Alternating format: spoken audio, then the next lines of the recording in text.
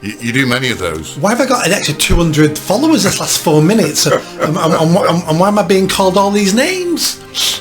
People have to take offence. Correct. It's their problem for taking offence. Yes, correct. I don't give offence. Yes, correct. People have to take offence. Correct. We allow them to come here. We allow them to live here. We give them money. We give them all the benefits our fathers died for this amazing country. And when they come here, they kill us. And it's my fault. Yes. Doesn't matter if I think they deserve the compensation or not. That's not the issue. Yes, correct. That's not the issue. The issue here is we had a Labour Party in opposition promising, lying to a group of women that when we get into power, we're going to do these things for you.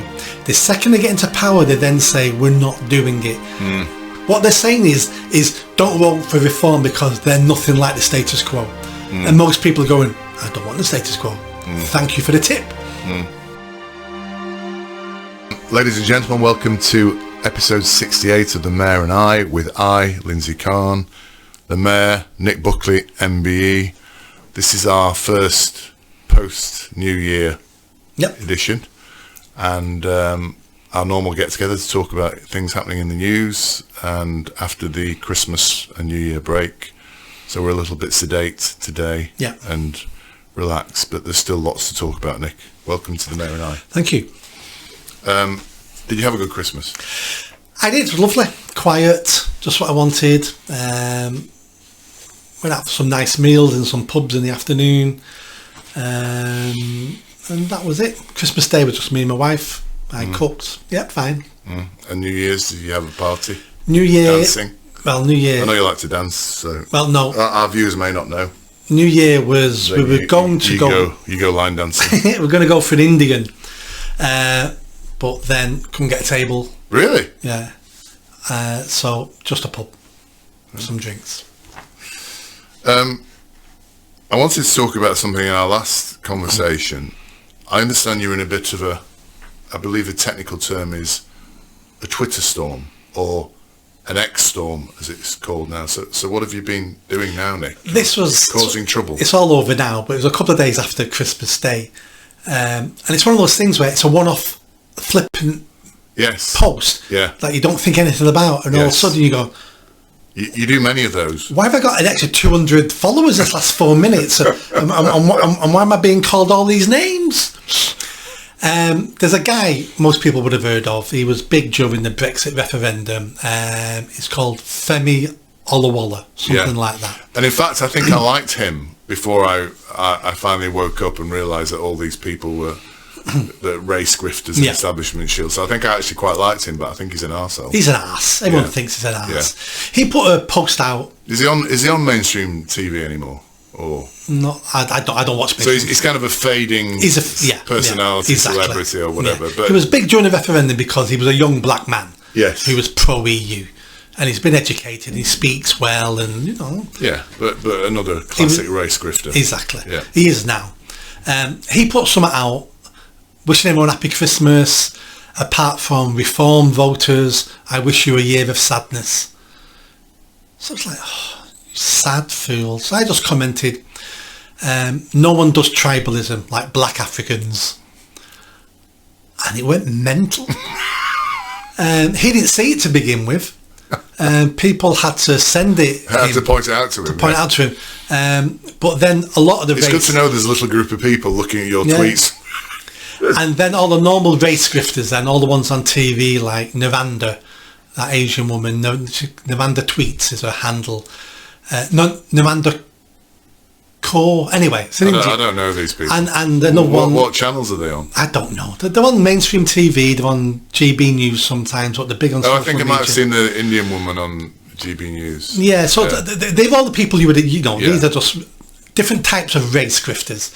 So a BBC presenter, Asian woman, said, "This is disgraceful. We need to strip Nick Buckley's MBE." So I commented to her, "No one does fake outrage like brown Asians." So that set her off then. Then there was true. Yeah. Then there was another woman. I forgot her name. They are such nasty little people, though, aren't they? They want to strip you of your MB. This is the left are so this be kind crap is absolute bollocks. They're the unkindest, nastiest people going, aren't they? First of all, the Femi guy says he wishes all Reform voters a year. Who wishes that on somebody?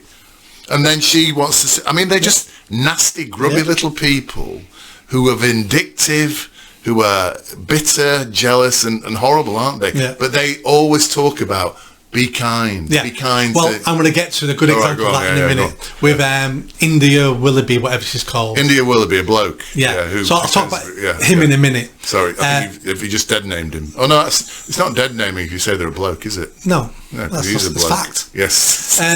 So then someone else then with hundreds of thousands of followers. She's on the Jeremy Vine show in the mornings. I don't know her. Does anybody listen to she commented, yeah, this is awful, racist, strip him of his MBE. So I commented to her, okay, cat lady, calm down, love. She went mental. And there was another, what was the other one? Then there was another one I'd never heard of, but she hundreds of thousands of followers. And she was vile. She went on and on and on and on. Who was she? I can't remember her name. It wasn't her real name. It was something else. So I said to her, something like, okay, fatty. Then I go to the gym every day. I see the picture of you. You're fat and bald. I'm not fat. It's like, triggered you, and I calling you fatter. So I was just being flippant with. I wasn't explaining myself. I wasn't explaining what I meant by it, and I wasn't getting in. No. I'm just going to be flippant with you because you're not worth my time. Then India Willoughby. What's it got to do with India Willoughby though? What's he got to do? Talk about being nasty. So. First of all, he went on with the usual, so racist, they're stripping his MBE, so I commented to him, I said, excuse me, sir, that's fighting talk where I come from. That set him off. What did he say to that? Well, this is the real nasty one then. So, real nasty stuff. Yeah. I'm hoping there's personality courses in jails, because when you're in jail, and I hope you go to jail for this, you'll be able to do one of those courses. This man wants me to go to jail now. So not just stripped of an MBE. Yes. He wants me to go to jail. Stripped of your MBE and sent to jail as well. Yeah. Right. Yeah. So that's how. And well, on what basis are you going to jail? Because I'm so nasty. Oh, because you're nasty. He's never met anyone who speaks to people like this. So my last one to him was something like, oh dear, there seems to be an epidemic of mental illness. So I set them all, they're all attacking me. I had friends tweeting me in private message going, Jesus Christ, Nick, have you got a bingo card saying I'm going to upset every leftist in the country? All of them were like, oh, I'll go, and then someone I can't remember the guy's name, but thank you if you sent me this. Someone then did a screenshot of one of Femi's old posts. Yeah. Where he refers to himself as a black African. Yeah. So then I copied that and sent that to Femi, going, you call yourself a black African? What's the problem? So I said, Femi calls himself a black African, so there's nothing wrong in that. But do you know what? We have to be careful of all these woke women getting upset. So calling me, meaning he's one of the women, and I called him a big girl's blouse. It was just funny. And that is fantastic, isn't it? I was non-abusive. I was just sarky. But of course, he's a black African when it suits him. Yeah. But if somebody calls him a black African, it's racist, isn't it? And that's the nature of these grubby people, isn't it? He's a black African. Yeah. And he's a race grifter. He uses his race as a weapon. He weaponises his race to achieve what he wants to achieve in his grubby little agenda. And then he recorded a video discussing it. Oh, really? So to camera, he's going, have you ever been racially abused by a member of the British Empire? I have. Here's Nick Buckley's tweet. It was like, talk about performative, talk about going over the top. Jesus Christ. The man's a fool, and a black African. And a black African fool, yeah. But thank God for Elon, because these kind of conversations, this kind of... I would have been barred again. Correct, yeah. I would have. You couldn't have said that 2 years ago. I would have been kicked off Twitter like I did last time. Yeah. And you would have been barred, but for something that actually isn't racist, it may be offensive to him, but there's nothing wrong with offending people, is there? People have to take offence. Correct. It's their problem for taking offence. Yes, correct. I don't give offence. Yes, correct. People have to take offence. Correct. And I think that's a great story, Nick. Well done. Very well done. What a great start to the year. Yeah. Then someone else commented, again, I only reply to people who've got big followings. I'm not replying to someone with 17 followers. Yeah. So then someone else commented, I've not heard of this racist CUNT before. It's vile what he said. So I replied to him going, you've heard of me now, haven't you, pussy? That set him off. I think it's great. But I do also get the sense that these grubby grifters, or pursuing these awful woke agendas that they have, I do get the sense they're a dying breed now. Yeah, they're shouting. I think they're now shouting into the abyss, aren't they? Yeah. I don't think people are listening to them like they used to. Because that Femi guy, I don't think he's anything like he used to be. No, he was on everything years ago. He's on hardly everything now. He's a fool. Yeah, and I think the trans thing with blokes like India Willoughby, that's dying a death now, isn't it? People don't want to talk about it anymore. I think since the puberty blocker thing stopped, since Trump's come in there, I think that's starting to fade now. I mean, as I say, Stephen Fry saying that Stonewall have got it wrong. I mean, that's got to be... I mean, he's one of the biggest apologisers for trannies that's been around for decades, and now he's saying Stonewall have got it wrong. So these people like Stephen Fry, who is very popular and very successful, he's popular and successful because he knows how to stay on message, doesn't he? He's part of the liberal... I mean, I find him very funny. Yeah. But he's part of the liberal elite. He's bought into all this woke nonsense, but he's the great example of what I said in my Heroes and Villains. Yes. He is the sensible liberal. Yeah. You listen to him and you go, oh, I agree with him. But we've got to remember, it was people like him who unleashed woke upon the world. Because liberals have always wanted to go one step further. Oh, this is unfair, that's unfair. And woke just took off because of people like him. And he wasn't a critic of woke at the very beginning. No. It was like, oh, this is just about social justice. I think these people go with the tide, don't they? They're survivors, these people. I think people like Femi, Badenoch, whatever his name, what's he called, Femi? Or the Waller, something like that. Femi, whatever his face is, India Willoughby. They are capitalising on a particular weird ideology, which happens to be being a black African, being a trans bloke or whatever it is, and they live and die with that. So when that starts to fall over, whereas people like Stephen Fry move with the tide, because to remain popular, basically, that's why he's now shifting his stance.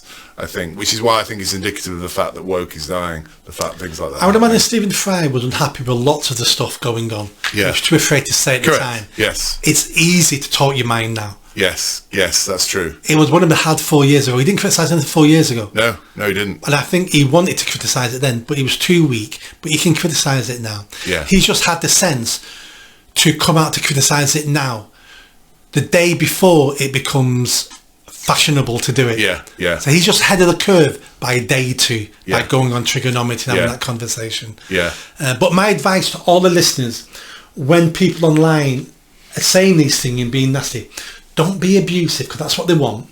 Don't explain yourself, and don't start explaining what you mean by racism, what you mean by woke. They're dead ends. Be sarcastic. Keep it simple. And be mildly insulting by going, okay, fatty. Because, especially to a woman, because no woman wants to be called fat. And, I mean, believe me, she wasn't fat. Looked like she had a great figure.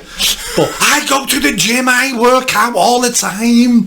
You look fat, not me. It's like, oh, calm down, love. Things like that just drive him mental. That's brilliant. Very, very well done. Very well done. So we'll move on to actual things that have been happening. And something that happened just after our last Christmas session was the Magdeburg Christmas market attack. That was coming. There's always a Christmas market attack. So I don't. I mean, I'll give some very quick background, but if you give your thoughts about what happened. So 5 people were killed by a 50-year-old Saudi doctor called Taleb Al-Abdul Mohsen, apparently. And he drove basically into a German Christmas market in Magdeburg. For some reason, there wasn't a barrier in this particular area. We see these awful concrete barriers around our markets in the UK, don't we? But there wasn't one. I believe it was where access for emergency vehicles only. Yes. Oh, right. Well, that's even worse, isn't it? Horrific. Killed 5 people, including a 9-year-old child. And what are in terms of what you've seen? What's the message coming from the media at the moment about this killing, basically? So I saw the video within an hour or two of it happening. Horrific video. Because it was caught on CCTV. Yeah. Absolutely horrendous. Straight away, Islamic attack. Looks like an Islamic attack. Smells like an Islamic attack. It's a Christmas market. Prime Islamic attack target. It's an Islamic attack. Then you find out he's an asylum seeker from Saudi Arabia, Islamic country, asylum, Islamic attack. And then the media suddenly go, oh, he's far right. And he's drove into all these Christians because he's upset with Germany letting in loads of asylum seekers and Islamic nutcases. It's like, how the mass media can report this and not go, but yet we don't believe a word of this. So let me put my reputation on the line now. He wasn't far right. He was an Islamist. He may have either pretended to not be an Islamist, to infiltrate different organisations, to report back to Saudi Arabia. He may have attempted to leave Islam at some point, but he's been re-indoctrinated. This is an Islamic attack. You do not protest the defunding of the NHS by running into a hospital and start killing doctors and nurses. You do not promote the far right by mowing down Christians at a Christmas market. If he was a far right activist and been a radicalised former Muslim who now is a Nazi, I'm not saying that couldn't happen. It could happen. He would be running people over outside the biggest mosque in Germany. That, if he did that, then I'd go, well, that doesn't look like a far right attack to me. But no, this is a far right attack by a radical Islamist. I am 99.99999% it is. Yeah, and I think I'm 100% sure. It's interesting because I'm on a WhatsApp group and this happened and it came through, people started commenting on it. And then the media started to step in. So I kind of wrote, before it all got developed, a paragraph of how I predicted the media would respond to this. So this is my paragraph. So it's German citizen, not a Muslim, lone wolf, mentally ill, actually far right, picture of the AFD leader, because they started to associate him with the AFD leader. Why weren't the barriers stronger? Neighbours remember him as a kind, gentle neighbour. Not a Muslim, released some balloons, suffered racism in Germany, may have been from Saudi, a picture of a German he treated for cancer, he was a doctor. Why are Germans so racist? Another picture of him as a 9-year-old. Have I missed anything? And actually, that's exactly what happened. Well, I was about to ask you how much of that was true. Did then happen? It then happened. So virtually all those things then happened, including one of them, which was why are the Germans so racist? Because what they actually said, the police then came out after I wrote this and said, the motive could have been disgruntlement with the way Saudi refugees are treated in Germany. It's disgraceful. So it is disgraceful. It's more than disgraceful. It's insulting. Yes. And every time you read, so if I was a young teenager, that would make me racist. Yes. It's like, Jesus Christ. Yeah. Foreigners are killing us. Yeah. And it's my fault. Yes. Correct. I've killed no one. We kill no one. We treat him. We allow him to come here. We allow him to live here. We give him money. We give him all the benefits our fathers died for this amazing country. And when they come here, they kill us. and it's my fault. Yes, they're blaming us for it. It's absolutely mental. It's insulting. It is grotesque, isn't it? And the fact the media, even now, are still trying to do this thing of pretending it's nothing to do with Islam or Muslims or whatever. The fact he drove, if he was a far right, why didn't he attack Muslims? Why didn't he drive into a mosque with a bomb and blow up a mosque? Yeah. But he drove into a Christmas market into white German Christians and injured 50 of them, by the way, or more than that, and killed those. It is actually scandalous, isn't it? And then, of course, there were 700 demonstrators wandering around with banners saying "Remigration now," and he's shouting, "Anybody who doesn't leave Germany anybody who doesn't love Germany should leave Germany." They're called hard right demonstrators. They were called. Any immigrant in this country who gets a British passport, it should be stamped in the passport. Love Britain or leave Britain. It should always be a reminder to them. Yeah. Same in Germany. Yeah. Love the country or leave the country. Yeah. Apparently there have been at least 4 other incidents in Germany that has taken place at Christmas markets. Did you know that? No. So the Germans have reacted maybe differently this time to previous times, rather than this not look back. One lady they interviewed said, and I think this really sums it up. It was a form of pure hate. Greta said this apparently in the market. It was a form of pure hatred to do this, and we must confront that hatred. So I think there has been a shift now in Germany in terms of the reaction to this. That's why the ADF is very popular. Yeah, that's why it's winning elections. Yeah. People have had enough. Yeah. You can't keep being killed. And you can't keep being killed and then being blamed for being killed. Yeah. And there'll be a huge backlash. That's my big worry in all of this, is that all governments in Europe are dealing with this the wrong way. Yeah. And all because it's a short-term fix. Yeah. But eventually, you can't hold back the dam anymore, and the dam breaks. No. And there's going to be mass violence and death.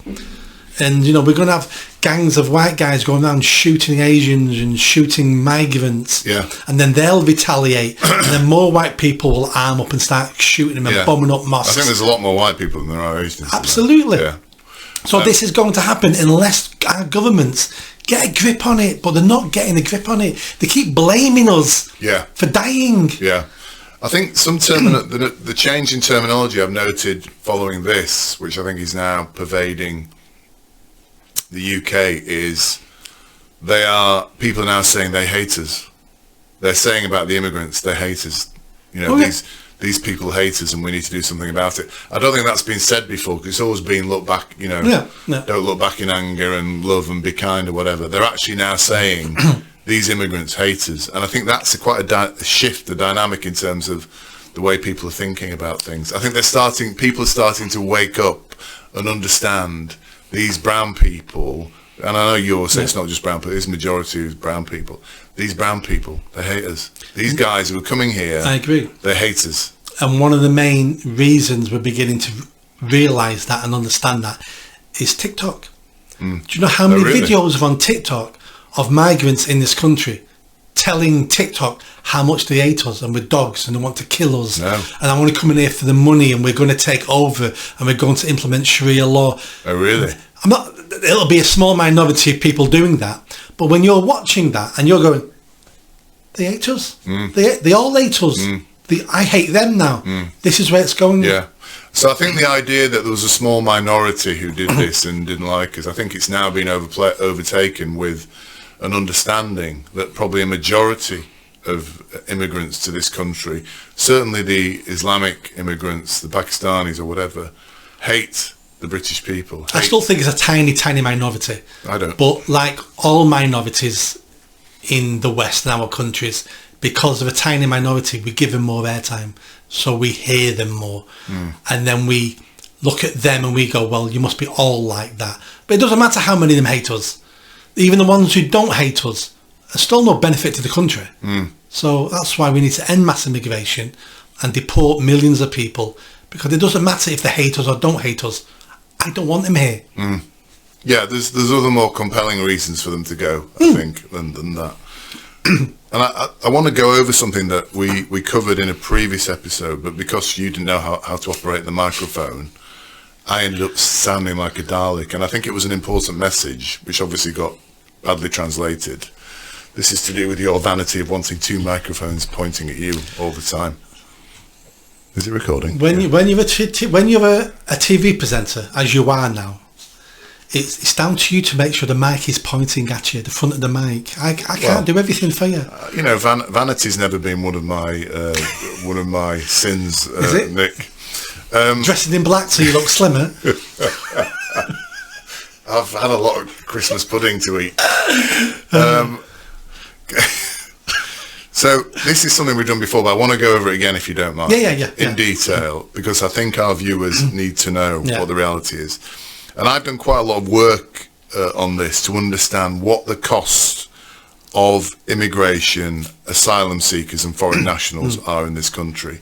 This is work that's been done by, what's the Reform MP called? Rupert Lowe. Rupert Lowe.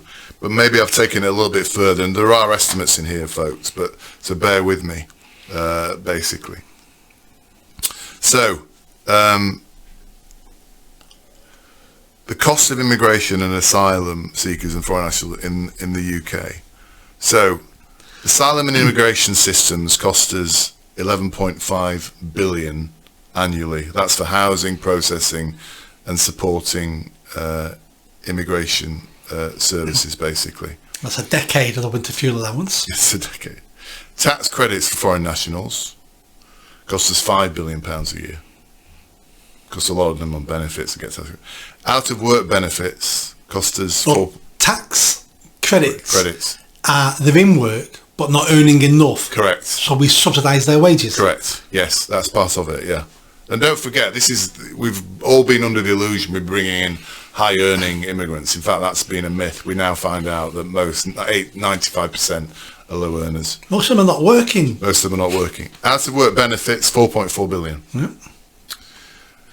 Usage of the NHS. So what I've done here is calculated the number of foreign nationals and worked out what percentage of the NHS they're using on a simple pro rata basis. Yep. Now, there's a caveat to this, because we know because of first cousin marriage, certainly amongst the Pakistani community, a higher proportion of children born in that demographic have severe disabilities. So it's probably likely that they use more than this, but I'm being prudent. There's also a case that most immigrants will be younger, and younger people use the NHS less. So there might be a balance. So we don't know how accurate this is, but it's a good formula. Yeah.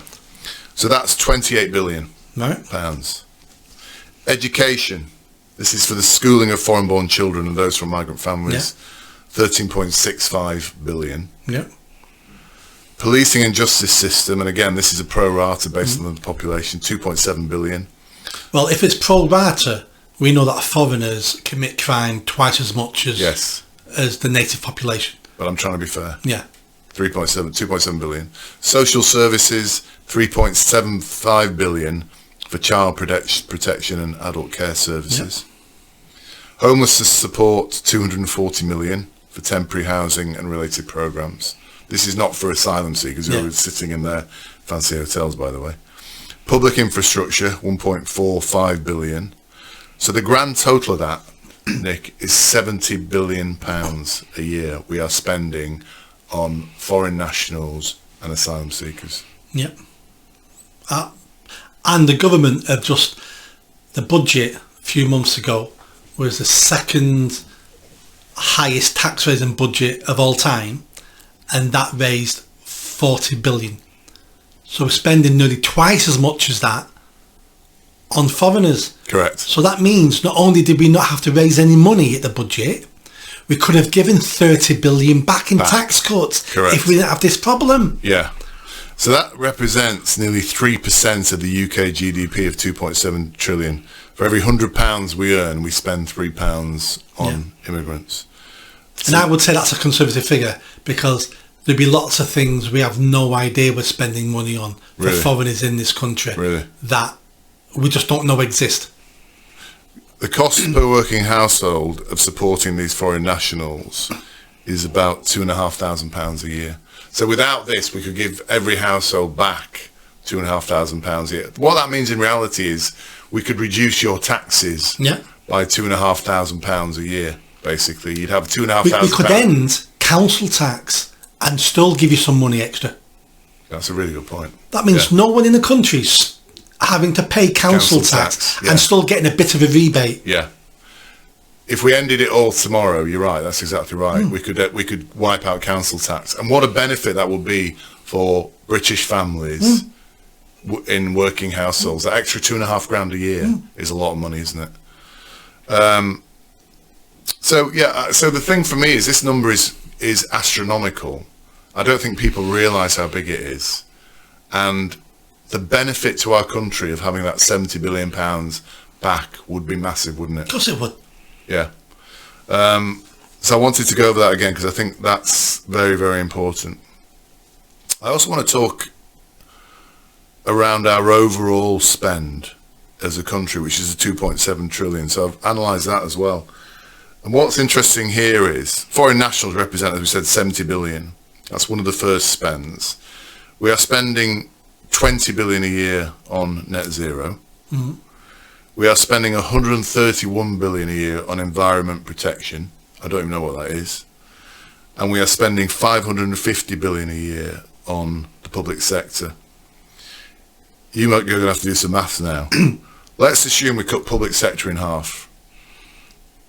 That would save us 225 billion. Yeah. Let's assume we got rid of net zero. There's another 20 billion there. Let's assume we got rid of the foreign national issue. That's another 70 billion there. And if we got rid of that environment protection thing, I've no idea what it is. That's another 130 billion. What would that give us back into our economy, Nick? That's You're very good at maths. Yeah, I'm putting you under pressure. Yeah. Now, let's talk about the environmental 120 billion. That'll be all sorts of things in there. That'll be tidal defences. That will be... They're not spending on that anymore, are they? No, everything will be coming under that. Some of that will be paying farmers. There'll be stuff in there that we need. But you're right, a lot of it... Maybe half of it. A lot of it will be wasted and will be things we don't need, but some of it we probably would need. So I think 160 for those three, foreign nationals, net zero, environment protection, if we only cut half environment, 160 billion there and 225 billion. So we're talking 400 billion saving. 400 billion, nearly half a trillion. Yeah. I think a government acting like Trump is now could save 400 billion pounds off our bills, basically, very quickly. Yeah. And what that would do is not only reduce our taxes, it will force hundreds of thousands of non-productive workers out of the public sector into the productive sector, which is the public-private sector. Yeah. So non-jobs, those people doing all these non-jobs would have to get real jobs, which adds something to the economy, which adds something to all our lives in the country. It would be a double revolution. It could, and these are things that we can see visibly, we can get rid of without changing our country or destroying much of what we have at the moment. The public sector now, the percentages, it's something like 22% of the working population is in the public sector in this country. A fifth. A fifth of working people work for the government. No wonder they vote for the government, they want Labour, because they're being protected. And you only need 20% of adults to win the general election. Because Labour got a landslide with 20% of the registered voters. So this is why they gave all the public sector pay rises. That's why. And the public sector now are getting paid on average 6% more than the private sector. So you have the elite in the public sector paid 6% more than the private sector, doing probably a fraction of the work of the people in the private sector, and voting in a government that will protect and look after them and give them all better pensions, unsackable, work from home. There's some civil servants somewhere in the country at the moment are on strike at the moment because they want to work a 3-day week and they sign contracts for 5 days and they want paying 5 days but work 3 days. Yeah. And they're on strike, trying to fight for that. Yeah. This is the public sector. Yeah. Full of stupid, lazy, incompetent people. Correct. And even if you're not one of them, over decades you become that. Yeah, yeah. Because I tried to fight the system when I was Yeah. in Manchester Council. There's only so many years you could fight the system. In the end, you go, no point trying to fight it. I'm not changing it. Just get on with the job. And you end up becoming one of the people you despise. You're forced to become that person. Yeah, because nothing will change if you rail against it because of the nature of it. Conform or you leave. Yeah. So I think in summary, we're spending £70 billion on foreign nationals a year. And we're probably wasting around 400 billion a year on stuff we could get rid of tomorrow and make no difference to our service and everything else as well. And by the way, I've not touched the NHS in this. Yeah. I've left the NHS as it is, so I'm sure there's lots we can do in the NHS as well. Yeah. I mean, other things you could add on to that. 12 billion foreign aid. 12 billion we've just promised Africa for climate change. So many billion we're giving Ukraine. The billions we give universities, who then give out that money for stupid research like the history of homosexual online porn, the funding we did to the lesbian-only Beijing opera group. I mean, you might... I love lesbian opera. I've got many of their videos. All these things add up again, so there's more billions there we could be saving. Oh yeah, so much waste. I mean, in those numbers, the analysis just talks about other is 131 billion. So there's stuff being spent, 131 billion, on stuff that's not quite easy to articulate. Yeah, exactly. Yeah, but just think about what we could do with this money though. If that's right, did we say 400 billion? What could we do to our defence system? What could we do to our security? All those things. You could make people so safe. You could make people warm. Look after our citizens. Fix the roads. Fix the bloody roads. Fix the infrastructure. Build new factories for manufacturing and all that sort of stuff. How much could we do with that money? And some of it needs start to drill in the North Sea again. Get our oil out. Get the fracking and get the fracking going. Make us self-sufficient with our energy. 400 billion pounds. We could transform this country. We could, and some of it should be spent in the public sector. I'm not getting an issue with paying people to work for us. Some of them are called police officers. Yeah. Let's have 100,000 extra police officers. Let's get the streets safe. Yeah. So there's lots of things we can spend this money on. Infrastructure, making it easier. Better railway systems. We could do all sorts of things that we can then, that only if we can prove has knock-on effects to the economy and the quality of life of people. So more police officers, you might go, oh, but that's more civil servants. Yeah, but we want more police officers. I want to feel safe walking down the street. Do we need more train lines? Well, do you know what? If we connected the north, Liverpool, Manchester, Leeds, Hull, Newcastle, maybe that will create a northern powerhouse, which we're being told about, and that will create more jobs, better jobs. So there's things we can do with that money that will kickstart all this stuff and be a benefit to us. And the things that we can't work out are beneficial, that we don't fund it, and we give the money back to the people because it's their money. Tax cuts. But the reality is the government are lying to us, aren't they? They're saying there's a 40 or 22 billion pound black hole. In fact, if they actually just put their minds to it, there's 400 billion pounds to be had, surplus, that can be put back into this economy. You have to be a brave person to want to go against what's always been done. And we haven't got any brave politicians. So no, a brave politician would come in and go, right, cutting all that, and I'm going to spend all that money here. But they go, all that does need cutting, but it'd be a hell of a fight. It'd be a hell of hard work to cut it. And I'm not up for that sort of fight because it's all about convenience. It's all about the next general election. And that's why we call them career politicians, where a statesperson would come in and go, right, this is for the love of my country. All these things get cut. I don't care what you call me. I don't care if I lose the next election, because at least then I've left the country in a better place than when I found it. And that's all we can ask of a politician. Did you leave the country in a better position than when you found it? Your career might be very short, but do you know what? I don't mind it being short, as long as you've done your bit and improved the country. But politicians now want to be a politician now for 30, 40 years. Yeah. So they're always hedging their bets with don't cause waves. So they can get their nice salary all that time, and they can get their amazing pension. Defined benefit pension. Speaking of maybe conviction politicians, reform. There's a lot of news about reform at the moment.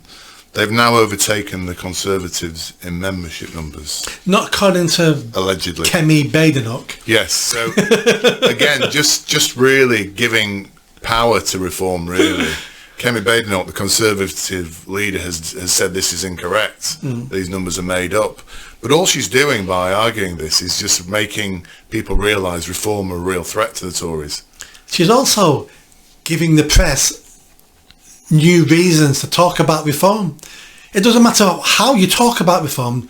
Reform just want you to talk about reform. Yeah. Because they're in the press again. Reform have got the Tory leader very worried. Yeah. It's like, well, that's not the message a Tory leader should be sending out. Yeah. So I think that they are gathering momentum now. Nick Candy, the new treasurer, he's this property developer in London. There's a picture of him recently with Nigel Farage and Elon Musk. Yeah, I saw it. So we're seeing with a portrait of Trump in the background. Portrait of Trump dressed as a golfer or something. Yeah. So the what he's saying, Nick Candy, is there's lots of other billionaires ready to donate to reform. So the idea that they could become, if Nigel Farage plays his cards right, carries on with Trump and Musk as he is, reform may get massive funding, in which case their reality there's a threat to the existing government is real. Most people don't want to back losers, even if they agree with them. Yeah. Because you get nothing out of backing a loser. Correct. Reform now are not looking like losers anymore. So other people are going to come on board, billionaires will come on board, because I'm not funding a loser anymore now. They're on the way up.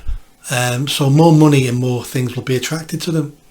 Elon Musk has actually tweeted Britain needs reform. I don't know if you knew that as well. No.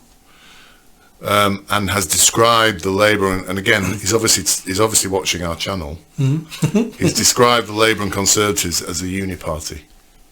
So I think it's kind of a lot of these ideas that you and I have talked about now are getting into the mainstream. I think in terms of people thinking it. Part of his rationale, of course, is the Online Safety Act that's been talked about in the UK and in Europe. Is obviously a threat to him potentially as he goes forward. The BBC, and I've written down here the fucking BBC and the media, because some things here, again, since we met, have appeared about the BBC. So, have you heard about this record called Freezing This Christmas? Yeah. So there's maybe you'd like to tell the viewers what this record is? So it's a cover of a 1974 mud classic Christmas song called Lonely This Christmas. You're very well informed on this. I've done a section on it. With the Preston journalist. Oh, right. Yeah, Me and him did a section on it. And they've changed the lyrics, and it's all about freezing this Christmas. It'll be freezing this Christmas. There you go, folks. We're singing for you. Oh, you got a better voice than me. Thank you. Doesn't say much. So it's a parody on that, and it's the lyrics are quite effective. What they're talking about. Yeah, this is quite a good video. It's quite a good song, a political song. Yeah, but the BBC have refused to play it. But but this is a bit I don't get. I mean, the record is by a group called Sir Starmer and the Granny Harvest, which is quite clever as well. But the BBC have banned it, even though I think it may have been number one. It's either them or George Michael is number one, basically, with Last Christmas. Have they explained why they've banned it? So have they said they've banned it? Because the last thing I heard was they said they haven't banned it. They haven't told people not to play it. But people aren't playing it. But BBC have never played it. Yeah. Well, they're just saying that's a coincidence. So have they actually come out and said they banned it? I don't know, but my understanding is it's not been played on It hasn't been played. It hasn't been played. Well, on the basis it's one of the most popular records. Why would it not have been exactly. played? Yeah. So they carry on with their grubby behaviour. I think the thing that shocked me most, and I don't know if you're even aware of this, Taleb Al-Abdullah, the guy we just talked about, the guy who did the Magdeburg Christmas attack, appeared on the BBC in 2019. That doesn't surprise me. It wasn't an episode with Doctor Who with Alex Alex Rudakabana. Rudakabana. But I found that quite shocking. So Alex Rudakabana has been on the BBC. Yeah.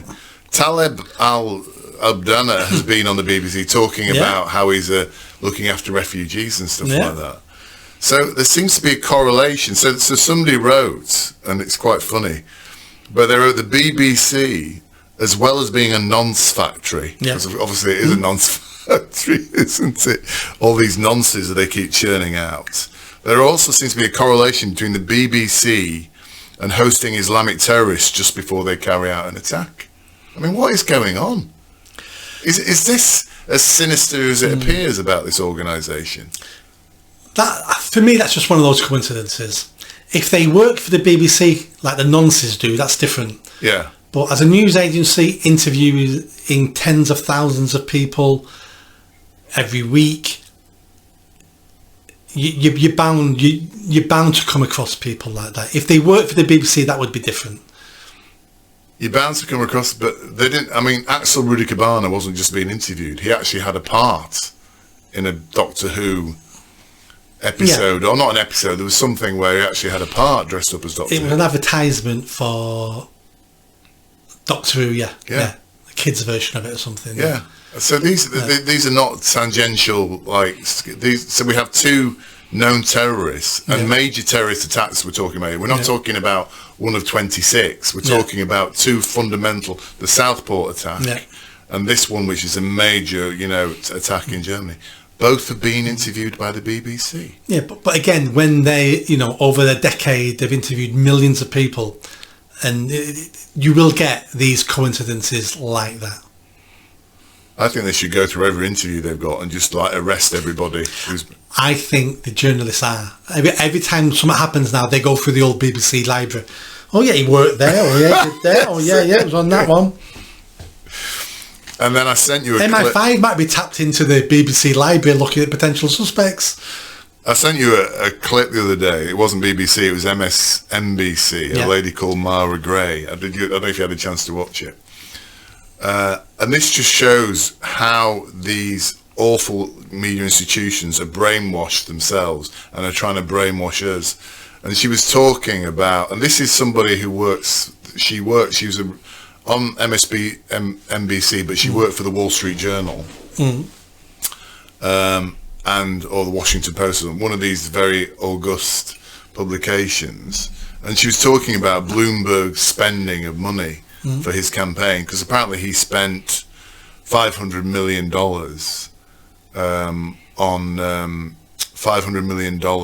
on his campaign to be the mayor of New York. Right. And she said, so this is an established presenter, supposedly a financial reporter, and she said to the grey-haired guy sitting opposite, another news presenter, $500 million spent. We have 367 million people in this country. That means he could have given each of those people $1 million each. And the guy sitting opposite went, yeah, that's right. And this shows how imbecilic they are. They can't even do basic maths. It's actually $1 each that you could give everybody in the country. But on air, she said it, the guy agreed, and nobody corrected her. They are constantly feeding this. They hear what they want to hear. They then spew that crap out to the audience, and they are indoctrinating and brainwashing the audience all the time. And that was one of the starkest examples I've ever seen of how much crap is coming out of these organisations. I did watch that. My take on that was she was extremely poor for not being able to work out the maths, and should have done it beforehand, should have known it. The issue there for me was because the interviewer and her were on the same side, he's got no incentive to ever question anything she says. So you could be on their side and say anything, and your brain doesn't kick into it. I do it. I say things. Are you sure about that? What? Because I'm here. Because I'm listening to what you're saying. I'm analysing what you're saying. When we're talking, we're listening to each other, and there's critical faculties happening. I'm critically listening to what you're saying and thinking, is that right? And then I'm saying, is that right? And you're doing the same to me. Sorry, you're doing the same to me, aren't you? But on those shows, they're not, because they've been told you don't criticise each other. Yeah. Because whatever you say, You don't question anything. whatever you say, I'm bound to agree with. Yeah. So why am I critically thinking about it? Because I'm going to agree with it. Yeah. And when those mistakes happen, that's when you realise they're not even listening to each other. They're just repeating the stuff they've been. They're told not listening to themselves. Yeah. They're not listening to the rubbish they're spouting themselves, are they? You can make mistakes about the numbers. Yeah. Everyone can make a mistake, like the sausages. Free the sausages. We can all make those mistakes. But if I was sat here saying free the sausages, you'd go, Nick, what do you mean sausages? So what the hell are you talking about? Or if I said, let's give everyone £1 million, and you'd have went, Nick, that's those numbers don't work. They just don't work out for me. Yeah. But they're not listening to each other. They're just repeating the same old narrative, the platitudes, and not even questioning what someone on their side says. Yeah. These organisations, the BBC, are vast echo chambers, aren't they? And they're echo chambers of government propaganda and all the time, basically.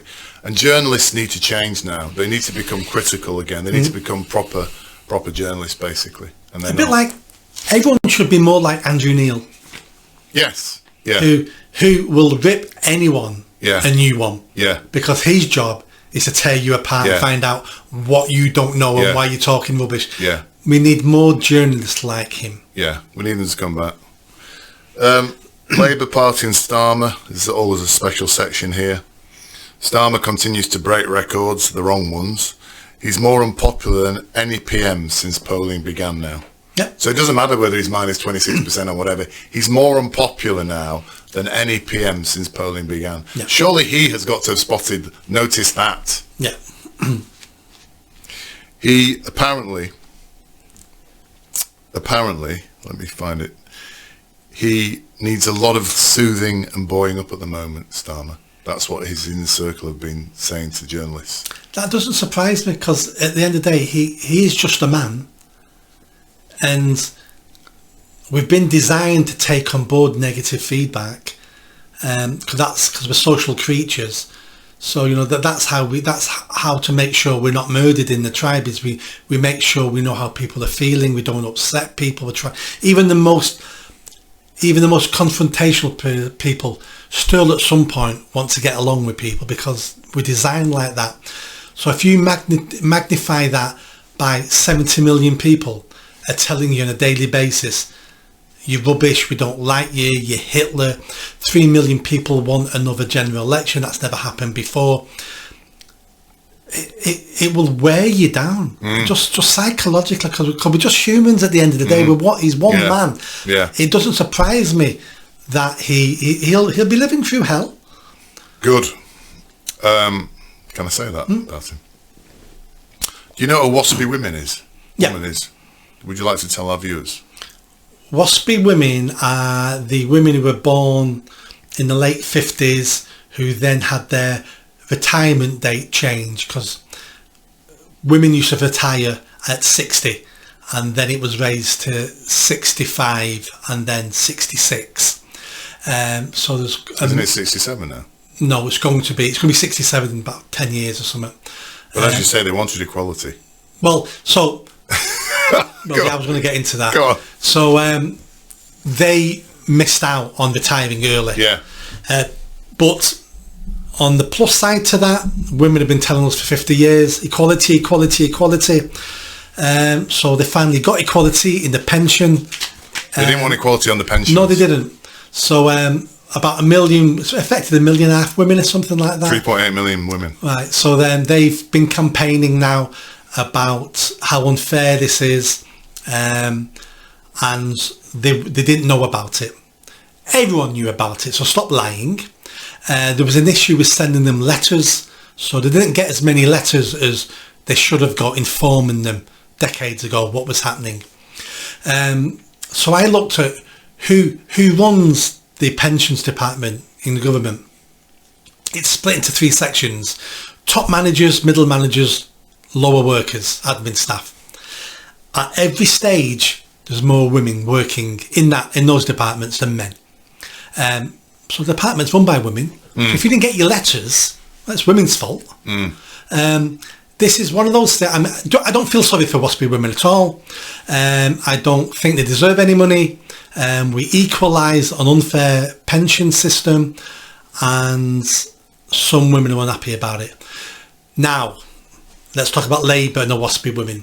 For so many years now, all the Labour front benches, including Jeremy Corbyn wrote it into his manifesto that he would pay out the WASPI women. They would be, they would compensated. Be compensated, yeah. It wasn't in Keir Starmer's manifesto, but Keir Starmer, the Chancellor, and Lisa Nandy, they've all been pictured with the WASPI women over years, holding signs Correct. that used to say refugees welcome, but they scrubbed them out that day and wrote support the WASPI women, and they've all said what was that woman said it holding up a post? I don't know if it's true or not. It says my pussy is open for refugees. Have you seen that? That's true. Is that true? Yeah, that's true. That's how mental some of the woke left. I mean, she's an outlier. They're not all as mental as her, but she's insane. Yeah. So I thought that was being made up. Yeah, no. I sort of looked into that, and it turns out it was true, as far as I could find. So you're correct. So there are now pictures surfacing. Now that Labour said WASPI women aren't going to get their money back, there's now pictures surfaces. Rachel, they now call her Rachel from Accounts, by the way. Yeah. Rachel Reeves. Rachel from Accounts, pictured with the WASPI women saying, we'll restore the WASPI thing. Liz Kendall, the Work and Pensions Minister, picture with the WASPI women. And also Keir Starmer, pictured with the WASPI women saying, we'll restore the WASPI women. And they're not. Once again, another massive U-turn by the Labour government. It doesn't matter if I think they deserve the compensation or not. That's not the issue. Yes, correct. That's not the issue. The issue here is we had a Labour Party in opposition promising, lying to a group of women that when we get into power, we're going to do these things for you. The second they get into power, they then say, we're not doing it. Doesn't matter if I agree with it or not. You can't have oppositions and people lying to us barefaced like that. So we vote for them and then them saying, we're not doing it now. That's not how democracy works. That's absolutely appalling. This is worse than the pensioners' allowance, with winter fuel allowance. Yeah. Because the numbers are involved are massive. Yeah. Name the number. It's just out and out lying to people's faces. Yeah. Yeah, and it's another nail in the coffin of the uni party, isn't it? Which is basically both parties, we now know, make promises and then renege on them immediately once they're in power. So you're basically not voting in a democracy anymore, are you? You're voting for one or two parties, both of whom lie, basically. Both who will not deliver on the promises they made to the British public. This is another example. By the way, I do agree with WASPI women. I think they should get their pension. Right, I don't. We need some. Yeah, but yours is just a gut instinct of relating to your misogyny. No, but just and dislike of feminists. No, it's because I am the true feminist in this conversation. I want equality for women. But what happens is we've treated women. You're not becoming a woman, are you? Is it again? We've treated women so special for so long that once we start treating them as equals, it feels like discrimination. Yes. And that's what this is about. How dare you treat me like a man? You discriminate. No. You wanted to be treated like a man. So now, I don't think all women wanted to be treated like that. But you tend to lump them all together. But we have to talk in generalisations. We haven't got time not to talk in generalisations. No, but I don't think all of those 3.8 million women were avowed feminists demanding equal rights to men. They can't have been. Maybe 10% of them. No, I would say 99% of them would say, yes, I wanted equal rights as men, but just not in this particular thing. Okay. Harriet Harman, who apparently used to was she the one that supported PI, the paedophile information exchange in the 80s? Yeah, she worked for Liberty, and Liberty was a supporter of PI, paedophile information exchange, who wanted to reduce the age of consent to 3. Anyway, this paragon of virtue has come out, and this is, you were saying it yourself about Kemi Badenoch slagging off the reform numbers.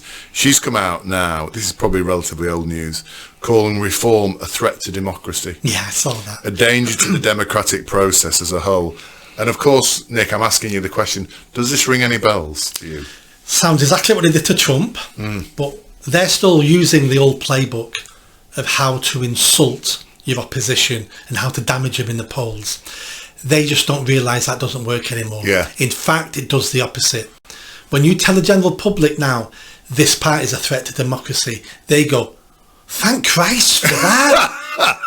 So they're going to tear this system down. Yes, I'm voting for them. Yeah. Because this system doesn't work for me and my family. Correct. If we've got someone saying they're going to tear this down and they're a threat to the establishment, how do I vote for them? Yeah. It does the exact opposite. I mean, that's a really good point, isn't it? They are, reform are a threat to this democracy, and this democracy is shit. That's the reality. So anything that's a threat to this grubby democracy or so-called democracy we have now is what we need, isn't it? Yeah. It's a really, really good point. It's an advertising point for them. Yeah. What they're saying is don't vote for reform because they're nothing like the status quo. And most people are going, I don't want the status quo. Thank you for the tip. Did Yvette Cooper enjoy her mince pies? I don't know how she had the balls to do that. I don't know who her advisors are. You can get away with that when you're in opposition. Yes. Because you're responsible for nothing. Yes. When you're in power, to think you can walk around the supermarket giving out mince pies after everything you've done in 5 months, knowing you're the most hated party ever and your prime minister is the most lowest voter, and you think you could go around and give out a mince pie to people, first of all, without being milkshaked, which absolutely glad she wasn't, and prosecute anyone, because that's an attack on our democracy, attacking our political leaders. It's also physical assault as well. But thinking she wouldn't be attacked, but thinking she wouldn't have meeting a gobby woman in the supermarket who would give her what for. Oh, it's okay to give it out mince pie. I think she said they were warm mince pies, and the woman said to her something like, oh, not like our pensioners then, because they won't be warm this Christmas. It was one of those clips. She was fantastic, the lady. It was one of those clips where I can't believe the politician agreed to do it, but she's been doing it for so long and got in so opposition, much, so much praise of people. I can't wait for you to get in power. I can't, and she thought, oh, I'll do that again. But she forgot she's the hated one now. So this woman from Nottingham had a really great Yorkshire accent. She called Yvette Cooper two-faced. She said, "You've betrayed us." And she said, "You're giving us mince pies. Why don't you give the old people a blanket?" That's what she said. That was it, And then she said that the warm mince pie. And then Yvette Cooper desperately begged her and said, "Oh, the warm mince pies." And she said, "You should be heating up the pensioners." Like that. And I thought it was. And then she also said, which I thought was fantastic. She said, "And you're trying to stop Elon giving money to reform." The thing's fantastic about that is, she was aware, this lady, I don't know what about it was, that Elon Musk was involved in this, but she called him Elon. I thought that was great as well, because they see Elon as a friend, don't they? Elon Musk is a friend of this country. But he's also got one of those unusual names, a bit like Boris. He's got one of those unusual names where you can call him that, but everybody knows what you're talking about. If Elon Musk was called John Jenkins, you'd say John. So he's got one of those names. But I thought it was brilliant, in Nottingham, in Yorkshire, that a local Yorkshire woman takes the Chancellor, what's Yvette Cooper? She's Home Secretary, isn't she? Home Secretary. Home Secretary to task, and then evokes the name of a man, the richest man in the world, on the other side of the world, as an ally against that. I thought that was just, that to me was a beautiful moment, Trying to stop Elon giving money to Nigel. It's just like Elon was the next door neighbour or something. I just thought that is fantastic, isn't it? And it also tells us that the people are seeing what's happening now. They know what's happening. All down to social media. Phenomenal. So, social media was the tool they used to control us and to beat us down and to lie to us, and it was for decades. But over time, with different channels and X and things like that, people are finding the truth and speaking to like-minded people, and social media is going to be the death nail of the elite. Fantastic. Not for now, but a conversation for another day. It should be, should we be allowing should we allow foreigners to donate to British politics? That should be a conversation for another day. Interesting. I've not had any thoughts on those. Just something to me that kind of indicated that it is a uni party. We've heard about them threatening to scrap council elections in Kent, Essex, Lancashire, Hertfordshire and Sussex. Did you know those are all Tory strongholds? Yeah. So what we've got now is a Labour Party threatening to scrap council elections in areas where their opposition is in power to protect their opposition's council seats. If that isn't an example of the uni party at work, I don't know what is. I see more into it than that. I don't think it's about protecting... Well, it's protecting the uni party to a certain extent. It's not coordinated protection, so they're not in league together doing this. So what happens is there's hundreds of councils that are having their borders changed in the next year or two. So if what they're saying, which I disagree with, what they're saying is if we elect councillors today, in May, a year from now, we're going to be changing the borders, which means we have to hold new elections. That's going to cost the councils money. It's unfair. Councils waste that much money, then this was a different type of waste.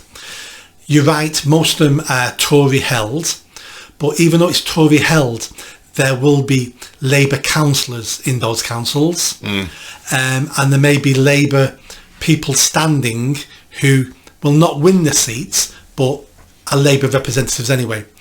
What the Labour government don't want is for those local elections to show how far low the vote for them has dropped and how high reform have gone up. Labour, you're right, Labour would rather have those councils stay Tory, because at least it wasn't reform winning them, because we're trying to keep a lid on how well reform do. And they also don't want to see their vote in areas they've got no chance of winning. They don't want to see that vote dropping as well. But this is all about protecting the Labour Party and the optics of how many votes they lose at the coming local elections. So they may turn around and say, Labour have lost 5,000 councillors at the next elections in May. But if we'd not have cancelled those elections, we would have lost 7,500 councillors. So even though it's bad for us, we've kept the figures lower than they would have been. Right. And Reform might win 3,000 councillors, but if we would have had those elections, they would have won 4,500. So it's all about optics of trying to keep the numbers. Yeah, the overall numbers. The winnings and the losing as low as possible. Yeah, yeah. I don't think they'll be able to go ahead with that. I don't think the public will have it. I hope not. So you're going to cancelling my local elections, but yet for the next year or two you want me to pay council tax. I have no say who runs my council, but yet you're still taking tax off me. That's no representation. That's no taxation without representation. I have no say in it. I don't know how they'll get away with it. Yeah, it's a good point actually. Yeah, I mean that's well, hopefully people will protest if anything starts to happen. Just while we're on Labour, I wanted to talk about... But the Tories won't protesting, because they're going, we're going to do... The Tories won't. No, that's what I mean. That's why I'm saying it stinks of the uni party to me. My son was ill. He's come back from London over Christmas, and I think I texted you about it. Tried to get an appointment at our local doctor's, just couldn't get an appointment. I had to send him to a private GP. First time I've ever done that. No. I had to pay like 100 and... It wasn't cheap, it was like 140 quid. Yeah. But I have paid, Nick, either personally or through all the businesses I've had over the years, hundreds of thousands, if not millions of pounds of national insurance contributions. Yeah. And this is how I'm being repaid for it. Yeah. My son can't even get treatment in the NHS now. Yeah. Doesn't surprise me at all. It took me 3 years to get an NHS dentist. I only got a dentist a year and a half ago. It took me 3 years to get that dentist. Again, nothing works. We've paid all our lives into a system and been promised and been over-promised. Yeah. But forget the over-promising. We can't even get the basics anymore now. Yeah. If you'd have said to me, he needs a new hip, and do you know what, Nick? It's an 18-week waiting list. I'm going to have to go private. I would go, well, that's a shame. But do you know what? But you can't even get to see the first step on the ladder is a GP. Correct. It's the basics don't work. Never mind the extra stuff. They've closed that down. And and part of that is because there's many wrongs with our GPs. There's something like 50% of GPs now are women. most female GPs work part-time.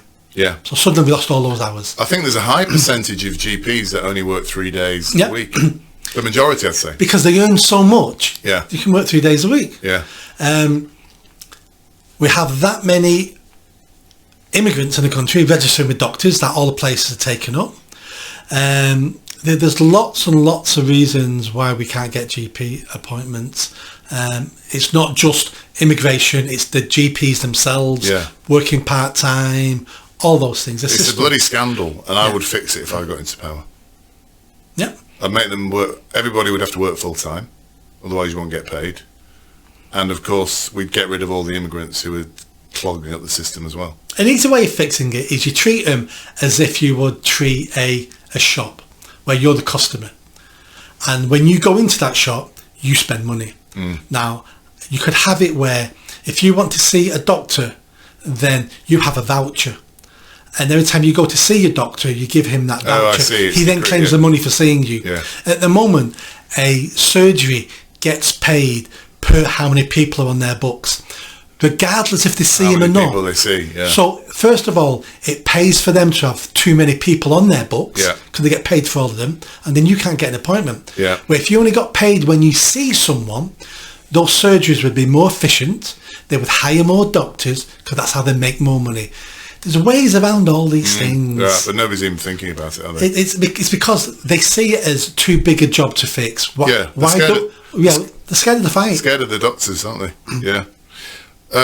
There's a new US ambassador being appointed. Yes, there has. He's not gone down well. He's called Lord Mandelson. I don't think he'll last either. Do you know what Chris Lasavita... I've met Lord Mandelson. Oh, have you? Yeah. Where did you meet him? At Manchester Airport, when I worked at Manchester Airport, looking at 20, 30 years ago. I worked in the business lounge for a little bit for extra money, and he was in the business lounge. His flight was being called, and the flight gate was next to the business lounge. It was a London flight. And the dispatcher of the aircraft says, "Nick, I'm missing Mandelson." I went, I knew who he was. He worked for New Labour. I went, "He's in the lounge." She said, "Nick, go get him now, or he misses the flight. I'm closing this door any second. Go get him." Really? The only reason they didn't close the door there and then is because he was in the business lounge and he's a business customer. She didn't have any idea who he was. Yeah. So I had to go to the business lounge and go, "Mr. Mandelson, your plane's..." And he was stood up, putting his coat on his phone. I went, "Mr. Mandelson, you got to get to that plane now." He went, "No, I'm going to be a couple of minutes." I went, "Mr. Mandelson, you've missed your flight." And he went, "What do you mean?" I went, you missed your flight. You've got 3 seconds to..." And he ran out, and I remember him shouting, "This isn't very good customer service." But it was customer service because I'm sure he didn't miss his flight. You could have actually not gone to him. Yeah. If you hadn't gone to him, I'd just been polite and walked away. You would have had a completely different life. Yeah. If you hadn't done that for him. Then. But he got that flight because I said, "You've missed your flight." And that flight might have taken him to a particularly important meeting in London where he sealed a particular deal. Exactly. So I've met him. In fact, it could have been the catalyst for the Iraq War. Yeah. He wasn't rude, he wasn't snobbish, he wasn't like he was busy on his phone because a busy man, but I just had to make sure he understood, you're missing your flight. Do you know what Chris Lasavita, who's Trump's campaign manager, called him? No, but I can imagine it wasn't nice. He called him an absolute moron. Yeah. Because apparently in the past there's various recordings of Mandelson slagging off Trump, really slagging off Trump, calling him a Nazi and all sorts of things. Why the hell Keir Starmer decided to point him, I've got no idea. Because it's easier to point him now than wait until Trump is in power. But he won't last. Here's a couple of stats that we talked about before. Public sector employees are now paid 6% more than private sector employees. The cost of the public sector employees is 252 billion a year, or 9% of our GDP, and 7.2 million people. 7.2 million people work in the public sector now. That's a staggering number of people. It's staggering for a different reason. It's staggering as in, you look around and you say to yourself, what are they doing? Nothing works. I wouldn't mind employing 7 million people and having the tax burden we've got at the moment. If everything worked, if everything was streamlined, if we would go, NHS is amazing. There's no crime. There's no potholes. And we'd be going, well, that's because we've got 7 million people working on it, and we pay high taxes. Yeah. And we'd go, I wish they could reduce taxes a little bit, but you know what? It's great, isn't but it? it's the complete opposite. Yes. It's opposite. Nothing works. We're paying the highest tax. Crime's out of control. Our borders are wide open. The NHS is failing. And it's like, and we're employing more and more people every year. We've got more people working for the public sector now than we did pre-Starmer. He's employed, or through his policies, more people have been employed. We're just it's a Ponzi scheme again that will eventually collapse. I'm very conscious of time. We've kind of gone over. So I just want to end on a couple of things that amuse me in the last couple of weeks. So we have a mole who you met at the Christmas party, I think. By the way, there's another one today at 3:00. If you're not been invited, obviously not. He's currently applying for jobs as a mole. Yeah. And he sent me a picture of a job application he'd filled in for a company called Jolly's, the pet people, basically. And he's deliberately, for his own amusement, filled in, I think he's about 40 odd, this guy, but he's filled in the ridiculous questions that are being asked, and I thought I'd just go through them basically. So this is on an application, this is now on an employment form basically. To which gender identity do you, these are things you've got to fill in basically. To which gender identity do you most identify? And he's put transgender. What is your age? 20 to 29, which isn't. Relationship status, widowed. What's your nationality? Botswana. What's your ethnicity? Pakistani. What's your religion or belief? Jewish. Do you consider yourself to have a disability as defined by the Equality Act 2010? Yes. And then finally, what is your sexual orientation? And he's put lesbian. But those questions have got nothing to do at all with the job or anything else. But those are on one page of the application. Should be illegal. Should be illegal to ask those questions. Yeah. You could argue they're a barrier. Yeah. For employment. Yes. It's I don't know how you have the balls to ask people this. It's true, actually. You're crossing into the privacy of people's What does any lives. of that have to do with me working for you? How do I know you're not going to use that information against me? Correct. I'm from Botswana. How do I know that you're from Uganda? Yes. And Ugandans hate Botswana. So I don't get a job because of that now. How about that I'm a lesbian, but because lots of lesbians now are gender critical, you won't give me a job in case I'm a gender critical lesbian because you don't know that. Yes, correct. This is just a nightmare. I think it's insulting. I never answer any of these questions. I've got a friend of mine. I won't name her.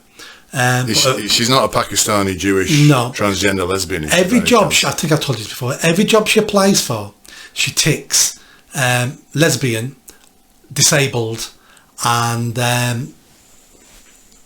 black ethnic minority. Now, technically, she could claim disability. She could claim disabled. She could claim that if she wanted to, but she's not black or Asian, and she's not a lesbian. And she gets every job interview she applies for. Doesn't get every job, but gets every job interview she applies for. And when she first told me this years ago, I said to her, she's been doing this for 10 years. She was ahead of the curve on this shit. Yeah. And I said to her, right, they're not going to know you're not a lesbian. But when they see you, they're going to go, you're not black ethnic minority. And she went, Nick, who's going to ask me to prove it? Yeah. Who's got the balls to go, you're not dark enough? Who's got the balls during the meeting to say, it says here you're a black lesbian, but you don't appear to be black. Exactly. They're not going to pull out a Crown Paints colour guide and go, you're not mocha brown, you're not mushroom grey. But she says, who's got the balls to challenge me on that? She goes, and if they did, I'd sue them.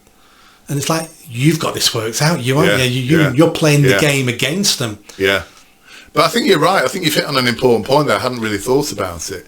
it's a massive invasion of privacy to ask these questions, and also that information can be used against you. Since when in my career and your career has the sexual orientation of an employee been of any business or of any importance to your ability to fulfil the job? Yeah, shouldn't. It shouldn't Private be. business. Yeah. What's my religion got to do with you? Correct. Yeah. And you don't give me the job, or I don't have application. Yeah. Is that because I'm a Muslim and your shop opens on Fridays, and you think if you employ me, I might want time off to pray?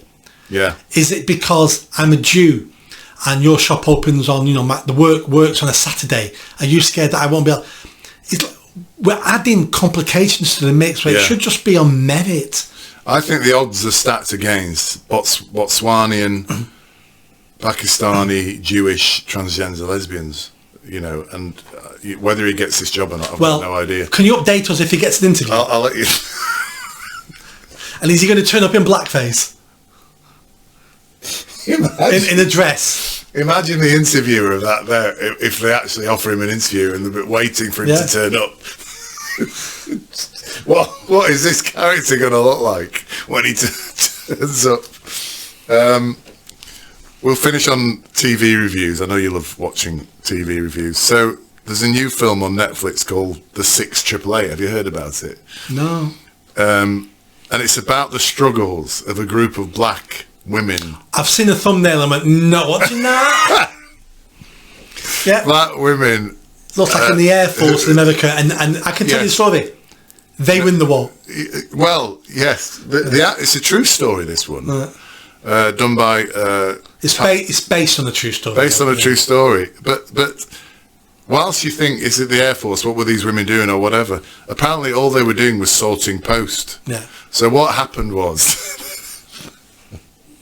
the post in Europe got delayed and wasn't reaching the guys at the front. So they sent over a group of black women to sort the post out and make sure it got that was it. That's the story. Right. But it's a story of nobility, strength, fighting against racism, all that sort of stuff basically.